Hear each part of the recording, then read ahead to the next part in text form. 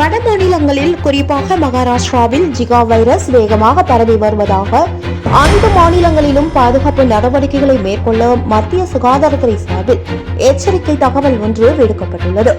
மேலும் இதற்கான அறிகுறிகளை வெளியிட்ட மத்திய அரசு இதில் ஏதேனும் ஒன்று தென்பட்டாலே உடனடியாக மருத்துவர்களை அணுகுமாறு அறிவுறுத்தியுள்ளது. குறிப்பாக காய்ச்சல், தோல் வெடிப்பு, தலைவலி, மூட்டு வலி போன்ற பிரச்சனைகள் தொடர்ந்து 7 நாட்களுக்கு மேல் நீடித்தால் உடனடியாக மருத்துவமனைக்கோ அல்லது மருத்துவர்களையோ அணுகி பரிசோதனை செய்து கொள்ளுமாறு மத்திய அரசு சார்பில் சுகாதாரத்துறை எச்சரிக்கை விடுத்துள்ளது. இதேபோல அமெரிக்காவில் புதிய வகை கொரோனா தொற்று வேகமாக பரவி வருவதாக அந்நாட்டு சுகாதாரத்துறை எச்சரிக்கை ஒன்றை விடுத்துள்ளது.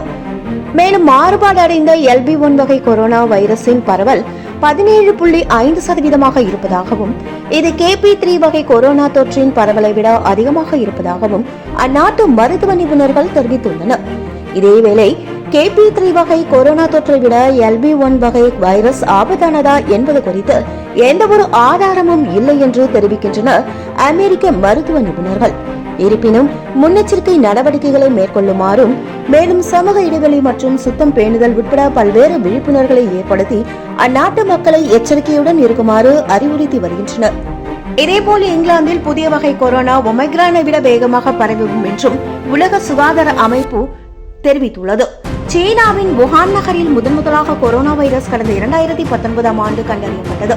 இந்த கொரோனா வைரஸ் ஏறத்தாழ 2.5 ஆண்டுகளுக்கு மேலாக உலக மக்களை கதிகலங்க வைத்தது. தொற்று பரவலால் சுகாதார நெருக்கடி மற்றும் அல்லது பொருளாதார ரீதியிலும் கடுமையான பாதிப்புகளை ஏற்படுத்தி பல உயிர்களை பழிவாங்கி பல நாடுகளும் ஊரடங்கு விதித்ததால் மக்களின் இயல்பு வாழ்க்கை முடங்கியது என்பது குறிப்பிடத்தக்கது.